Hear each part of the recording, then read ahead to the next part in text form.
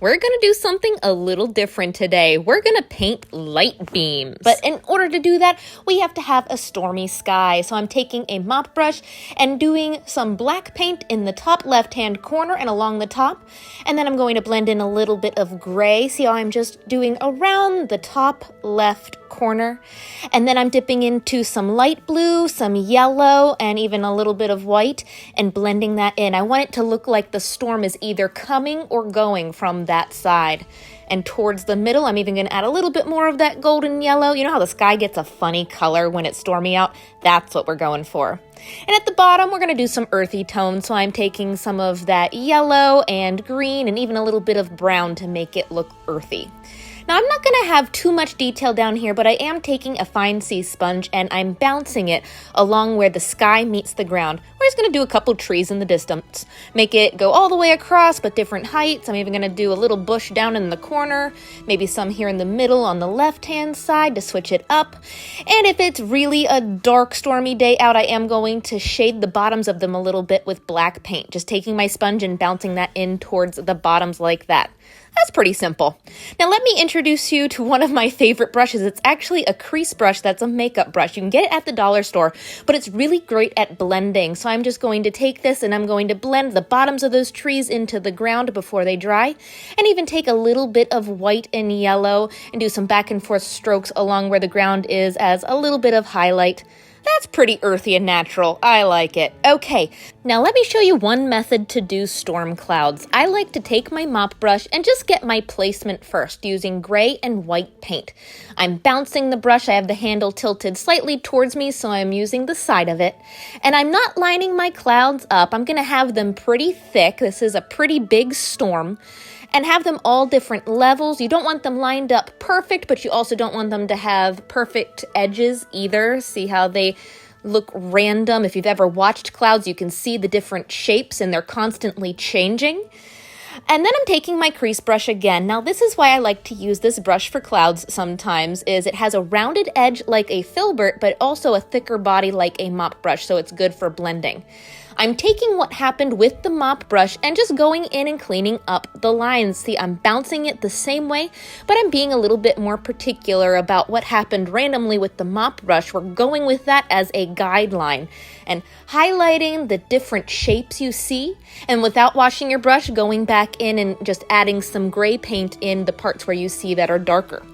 You can go back in with your sky color and clean up some of the bottom edges so it looks like it's floating. I'm going to add a little cloud there. And just keep doing that. Keep playing with it, cleaning up those edges. It would be brighter in some areas, especially towards the top, and then towards different areas, there would be darker with gray. It's okay if it gets muddy in some areas because clouds can be all over the place. And I want my heavens shining down to be in this little section here of blue I left, so I'm going to highlight the bottom of this area because that's where it's going to be the brightest. And then see all those different lines that happened up there. I'm going to highlight those. There's no right answer. Remember that with clouds. Just have fun with it. And if your eyes start to go crossed, go away and come back. I promise you it'll look different. I know a lot of you said you struggled to do clouds, so I'd love to do a video on the future of all the different techniques and things like that. This is one technique where you get to be pretty particular. There's other ones where you just have to go with the flow. This one, you have a little bit more control over exactly what goes where, so everybody has their own preference. I thought it was too dark up in that left-hand corner, so I did brighten that up a little bit. See, I'm highlighting a couple more areas. And then what I'm going to do after I get all my highlighting, I'm going to bring the dark down a little bit more on the left so it frames it. I want it to look like the storm is either blowing in or blowing out from that side. So I'm going to blend that down. Also does a really nice job of framing your eye towards the other side where the light's going to be coming from. But I am going to take my brush then, it's just a little bit damp, not much paint at all on my brush. And see how I'm just doing little circular motions? Now that I have all the highlights and shading where I want it to be, I'm just going to soften all of those rough edges. That's going to make them look like they're floating, especially along where that black is, because that is just such deep contrast. We want them to look softer. So softening all of those, I'm going to brighten a couple more areas up over there. just like that. And then, look, I'm going to do even bigger circles where this black is and soften that. That's going to make it look like the wind is blowing even. On a really stormy day, they're blowing into the picture. Nice little circles. Not much paint at all. If the paint is still wet, you could do it with a dry brush, but I have a tiny little bit of watered down white on my brush to do this. There we go. Now they're looking nice. Now, I do have that little sliver of blue, and I left it there for a reason so we could paint light beams, or heavens shining down. That's what a couple people have asked for. So here's a technique using masking tape. Taking 2 pieces, do a very thin triangle with the thinnest part coming out from that blue. And then with a little bit of watered down white on the crease brush, I'm going to brush it in between and peel it off. There's your light beam.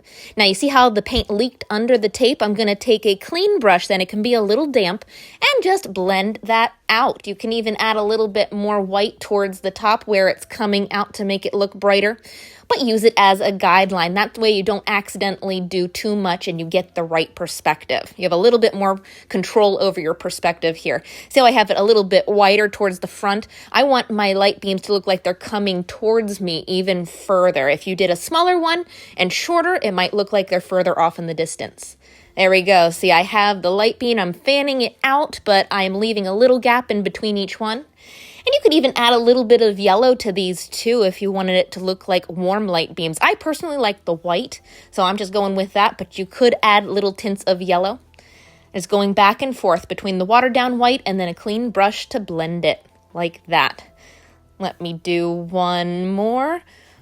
Ooh, it's like that calm, peaceful feeling after the storm. The calm after the storm. That's what this reminds me of. We did this whole painting, by the way, randomly just to try this technique, so hope you enjoyed it. Now, once I got my main light beams, I can add little tiny extra ones in between and on the sides. You don't need tape for those. And I decided I wanted my white to be extra bright where it's coming out, so I added a little bit more shading towards that edge and white with a detail brush just to show that that's where it's coming from. And there you go. That was fun. If you enjoyed that little adventure, follow me for more.